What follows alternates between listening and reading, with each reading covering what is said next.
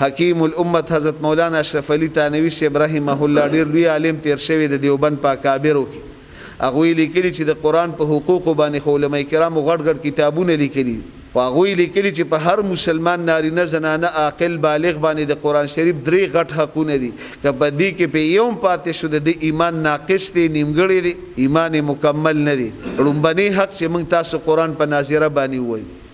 موږ ډېر خلک په دې معاشره کې شته نارینه زنانه قرآن په ناظره نه دی ویلی او غم هم ورسره نشته. دا ورته ګناه هم نه ښکاري چې ما ګناه کړې. نو قرآن په ناظره باندې ویل دا د قرآن لومبني حق دی. او د قرآن دویم حق حتی الوسه کوشش کو د قرآن تفسیر او ترجمه زده کو. دا تانوي صاحب لیکلي په هر عاقل بالغ نارینه زنانه باندې د قرآن شریف دویم حق دی. او دریم حق د قرآن تعلیمات احکامات زده کو په عمل کې راولو او دا پیغام بیا مخ کی دنیا ته ورسو څومره چې الله وس را کړي. دا دریم حق دی. ځان سره سوچو کو دا درې ونه حقونه موږ ادا کړي. که چا ادا کړي خدای الله شکر ادا کو. که چا نه دی ادا کړي استغفار کو، توبه وباسو، نیت کو چې په ژوند به دا درې ونه حقونه ادا کو. که بیګاله مرګ رالی او د قرآن حق را باندې پاتې دی الله ته به مخامخ کیږو. دا قرآن به شفاعت او جګړه کوي. القرآن شافع مشفع. قرآن به شفاعت کی، شفاعت به قبلیږي. قرآن به جګړه کی، جګړه منل شوی ده. وما حل مصدق، دعوه به کی، دعوه به منل کیږي. من جعله امامه قاده الى الجنه. قرآن چا مخه تکي خود قرآن به جنت ته ورسي. ومن جعله خلفه ساقه الى النار. چا قرآن شاته کو ځان نه غرض او د قرآن حق ادا نه کړه، قرآن به جهنم ته ورسي. دا درې ونه حقونه به ادا کوي ان شاء الله. او چا ویلي د روزانه تلاوت کوي زینوا منازلکم بالصلاه وبتلاوه القرآن. خپل کورونه په دوو سيزونو باندې خسته کوي، د قرآن په تلاوت باندې او په منځونو باندې. من کور په څه خسته کو؟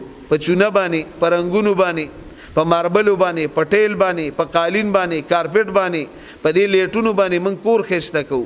پیغمبر علیه السلام فرمای کور خسته کې 2 کارونه پکې شروع کا.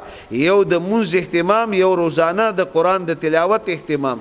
چې نارینه زنانه ماشومان ټول د تلاوت اهتمام کوي، کور به خسته کیږي، کور کې به برکت پیدا کیږي. البیت الذی یتلا فیه کتاب الله. کم کور کې د قرآن تلاوت روزانه کیږي کثر خیره، خیر او برکت زیاتیږي. وحضرته الملائکه، د کور ته د رحمت فرشتي راځي. وخرجت منه الشیاطین، د کور نه شیطانان تختی. والبیت الذی لا یتلا فیه کتاب الله. کم کور کې روزانه د قرآن تلاوت نه کیږي قل خیره، خیر او برکت کم شي.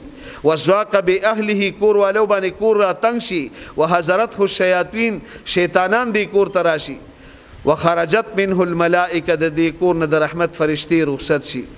تاسو به دې بازي کسوي زبار سم دمم چې کور تراشم زړه می را تنگ شي، غوسه راځي او په دماغو می بوج پیدا شي او زړه می تنګي او چې بار روزم سم دمه. نو موږ به ګرځو کتاب را لګور چاره باندې څه کړی، چا تعویذونه کړی، چام په کور سحر او جادو کړی. تا کتابونو پسې مګرځا، قرآن راواله کور کې معلوماتو کستا سکور کې روزانه د قرآن تلاوت کی او خیر او برکت نن سبا کورونو کې شتا. په خوا به یو کس ګټله او سلويختو کسانو بخوړله. اوس سلويخ کسان کور کې ټول پمنډ دي. که کور کې سلويخ کسان دي، که 10 کسان دي، که 20 کسان دي، که 10 کسان دي، ټول پمنډ دي او ټول پریشان دي. او د رزق دره کې نه لګي، برکت ختم شو، د وړو دره کې نه لګي، بے برکتی رااله.